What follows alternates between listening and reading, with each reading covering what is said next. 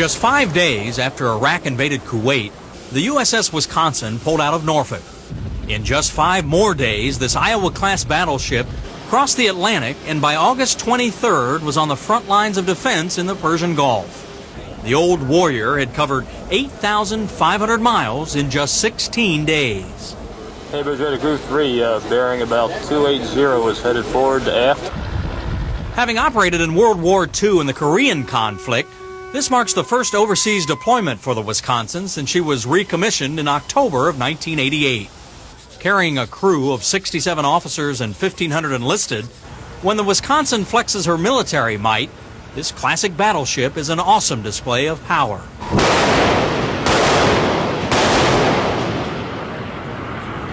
Some people, some critics of the battleship have said that these are obsolete old ladies. We would say that with only 13 years of active service that we're new young girls, and with the upgrades and the modernization which have given us the most modern weapon systems that we have in the Navy, plus the radars and communication systems, we're ready to go in harm's way and steam with the most capable ships in the world.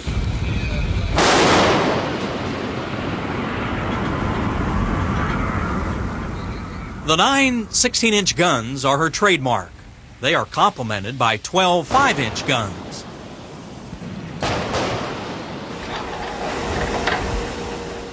Four Phalanx close-in weapon systems are part of Wisconsin's upgrade, as are an array of Tomahawk and Harpoon missiles.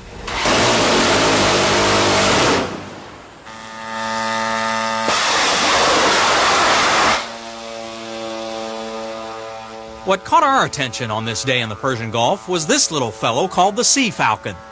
Looking much like a child's toy, this remote-controlled single-engine plane carries a TV camera and sends back live video pictures to the ship.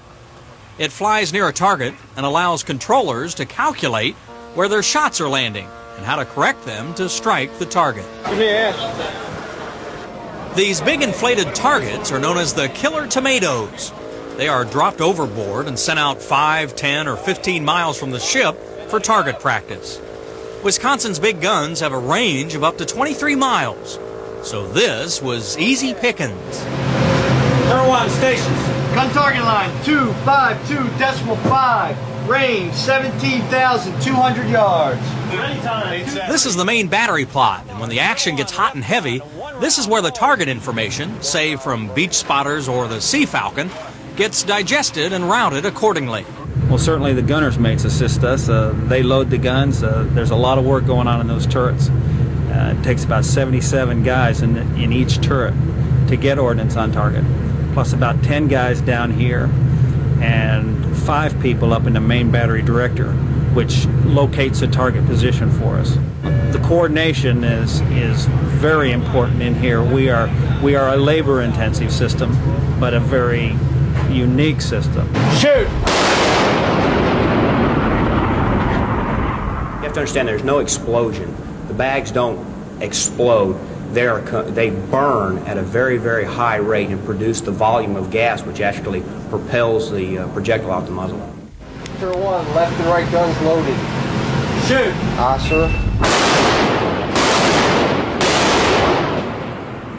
The Wisconsin has been out a little over 4 months now, just about the time it takes for a crew to really fine-tune their skills. I think, honestly, they're at real maximum proficiency now. Our fellows have worked very hard since before we actually got over here in the pre-deployment workups, in our Naval Gunfire Support qualifications, going through the Tomahawk and Harpoon certifications. Now that we're here, we're able to actually work with the troops and the people ashore that we support. About twice a week, we're able to shoot the 16-inch guns and the 5-inch guns. CIWS will do Tomahawk and testing periodically.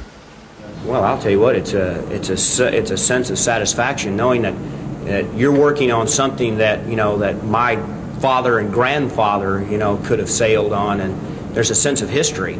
Like we talked about earlier, this is not new technology, but it's a technology that's designed for what it does, and it does it very well, and that's to put ordnance on target.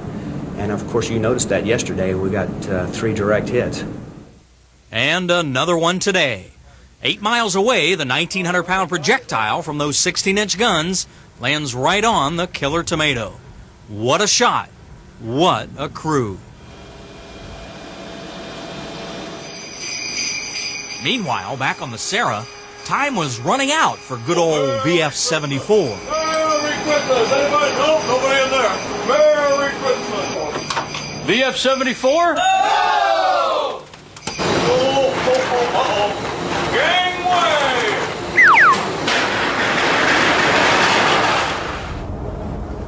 U.S. Navy Warship 39. This is U.S. Navy Warship 64, Channel 16, over.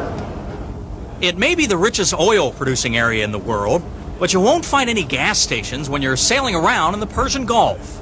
Ships must rely on each other for refueling out here. Not only is the battleship Wisconsin loaded with armament, she's also loaded with petrol, over 2 million gallons. Pumping it from one ship to another is called an underway replenishment, better known to these sailors out here as the unrep. It can be a very dangerous maneuver if not carried out properly. The man in charge of seeing that an unrep is carried out properly is the ship's bosun, one of the oldest rates in the Navy. And the bosun in charge of this one has been at it for 31 years. He's Thomas Marshall. Good job, good job. Bosun Marshall was a hands-on kind of guy. He looks like a bosun, he acts like a bosun, he talks, walks, and works like a bosun. He even answers questions like a bosun. I have to tell you the truth, I've never had any frustrating moments. I've enjoyed all 31 years of it, and like I was telling you earlier, I can't think of a better way to go out than on a battleship in the Middle East. Yes, Bosun Marshall was calling it quits at the conclusion of this cruise. His naval career began just 37 days after his 17th birthday. The first ship he served on was called the USS Thuban, an amphibious attack transport out of Norfolk. He served during the Bay of Pigs, the Cuban quarantine, and on river patrol boats in Vietnam. Med cruises? He's been on 10 of them. Christmases away from home? How about 26? They say behind every good man there's a good woman. It seems only fitting that this bosun's bosun would have a wife working at Portsmouth Naval Hospital. A real Navy family all the way. Tommy is the Navy. Tommy feels like the Navy can't live without him. But he really loves it. I don't think there's any part of it that he doesn't enjoy. He's a professional in what he does. He would do anything that the military asked of him because he totally believes in what the military is. Meanwhile, back on ship, the guided missile destroyer USS McDonough is alongside and ready to start taking on fuel. Both ships cruising around 13 knots, heading precisely in the same direction, side by side. It is quite a sight. Yes, sir. If they've never seen it before, it's one of the most dangerous evolutions in the Navy, and it takes a lot to get them trained up to know which line to send, what to stay out of the way of the hose, stay out of the way of the line, stuff like that. You got to really be safety conscious when you fly in this rig. The job of flying the rig goes to the red shirts in the deck division, where teamwork is a must. Well, we have 6 deck divisions on here, so we try to get each deck division trained equally. So what we'll do, every time we send fuel to a different ship, I'll pick a different division to fly the rig. And it gives everybody an equal amount of training. The McDonough is taking on about 100,000 gallons of fuel here today, and it takes a little over an hour to complete. Like Bosun Marshall said, all 6 divisions train on an unrep, but today it seems there was just something special about 4th Division. Well, I think 4th Division had just a little bit more pride than the other divisions, and tell you the truth, it had a lot to do with you being on board here today. They really wanted to show off for you, and I think they did. I think they proved their point. They did a real good job. Yes, it was 1960 when this life at sea began for Tom Marshall. He says if he had it to do all over again, he'd live his life exactly the same way. Happy holidays to you, Bosun Marshall, and may fair skies and following seas be with you.